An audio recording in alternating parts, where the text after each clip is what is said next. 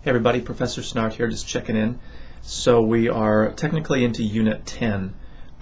Unit 9, you were developing a tentative topic and maybe thesis statement, a rough thesis statement for your final paper.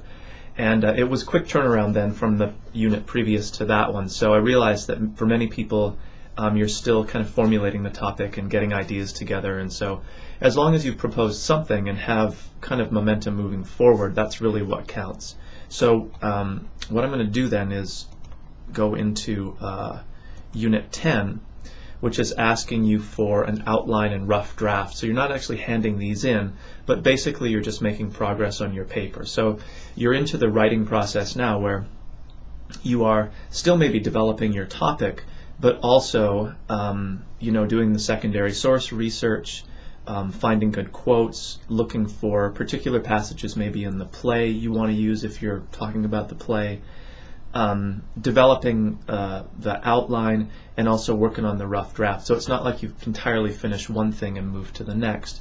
You're kind of weaving those various steps together. So in other words, even if you don't have your topic perfectly finalized or a thesis perfectly in place, still try to be making progress forward. So we're at the point in the course where the 8-week version, where everything is compressed, basically half the time, it's really important to be making forward progress on the essay as we get closer to the end of the class.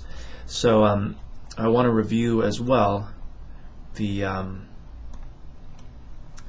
assignment details itself. So this is again in Unit 9, which you've already completed. Just be sure you understand, so the length is 6 pages. It's really not that long once you get started. And then the secondary source requirement. So the primary text doesn't count as a secondary source. So if you're writing about the play is a primary text. A play and a short story, both of those would be primary texts. So if the work is kind of like a work of fiction, pardon me, those are always going to be primary texts. The secondary resources are, again, articles from the databases, books from the library that sort of provide analysis of the primary texts you're talking about. Those are going to be your secondary material. So you need 4 appropriate secondary sources. And again, it's crucial that they're not just secondary sources generally, but appropriate to your topic. So they're discussions of Death of a Salesman, for example, not discussions of, gender in the 1950s. So just the kind of idea of it. You need something that's specific to the play or the short story or whatever it is, the primary texts that you're talking about.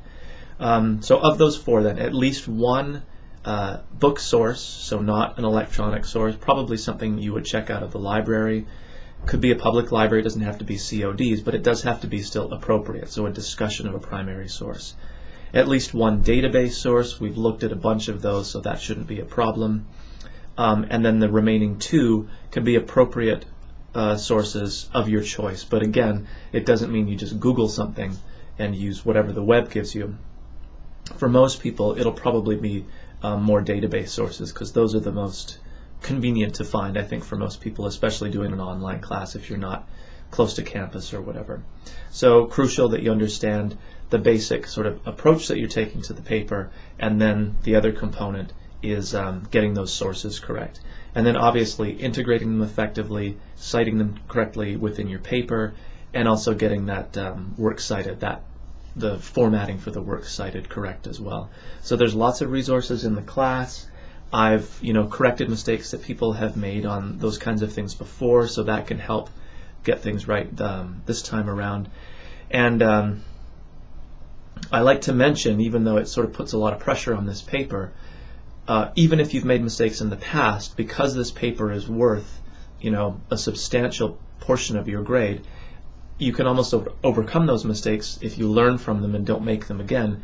So it's easy to recover a grade where if you feel like you've made mistakes up to this point, all is not lost by any means. In fact, the whole point of making those mistakes early on is the stakes are much lower. So now is the time to get things correct. And as I've said many times before, if you do have questions or you're not sure, be in touch with me through Skype, via email, anything like that is fine. Okay, so some of the basic technical things. I had also mentioned then in a number of, in replying to a number of people about their topics, the idea of the American dream as it pertains to Death of a Salesman. And what I ask people to do is just to not use that phrase. It doesn't mean you can't use the idea. In fact, as you'll see in many secondary sources, Death of a Salesman really does, in many ways, discuss the American dream. But that phrase has become so kind of cliched and overused. It's almost like we use it, but there's no actual substance to it anymore. It doesn't really mean anything. We just throw it out there and kind of agree that, well, it means something, and I guess we'll all agree that it means the same thing. But the more you think about it and the more you pin it down, it's actually harder to come to consensus on what that phrase actually entails. So many of you propose topics about discussing the American dream and the play and Willy Loman and his failures and all that kind of stuff. And so don't use the phrase the American dream, but substitute in something much more concrete and specific that doesn't really change your topic, honestly. It forces you to be a little more concrete and a little less abstract. So in many ways, the way that Willy Loman thinks about success and how he defines success, if you can pin that down, that's much more concrete than just saying he has the American dream or is trying to live up to the American dream. We want to figure out exactly what that does mean for someone like Willy Loman. And I certainly have my own ideas. He's consumed, I wouldn't even say with money per se, but the idea of status, of being known, of having your name out there. So there's one flashback where he remembers this great moment where his son Biff is, at the football stadium and he's the star football player. And what really stands out for Willy Loman is the people chanting the Loman name. And this is like the height of success for Willy, to have people kind of know who you are. So money is important, but only in as much as it buys you status or buys you things that impress people so they kind of know that you're somebody. And then I think the final irony is that he equates success with, again, with sort of having your name known. And so his great dream for his sons is not just to go into business, but to go into business together as the Loman brothers, right? To have the name attached to this kind of successful business enterprise. So again, you can kind of say that's all part of the American dream, but it gets a lot more interesting and a lot more complex when you actually try to pin down some of the specifics. So again, don't use the American dream as a phrase. It's just too kind of empty. But you can certainly pursue that idea because it does have so much sort of complexity to it. There are many different angles that you could talk about. So people propose lots of interesting topics, and for those of you who did end up using the phrase the American dream, just try to revise so you have something a little bit more specific. So again, you have your topic hopefully kind of underway and forming, and now it's time to move on to some of the more specific things. So the research part, outline, getting that rough draft in, and we are fairly close to the end of the class, so everything needs to be moving forward as best as you can get it to.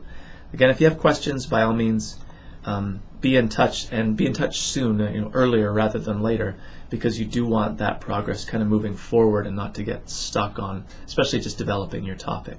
So I sent topics back to people. If they have questions, just follow up with me, and I'll talk to everybody soon.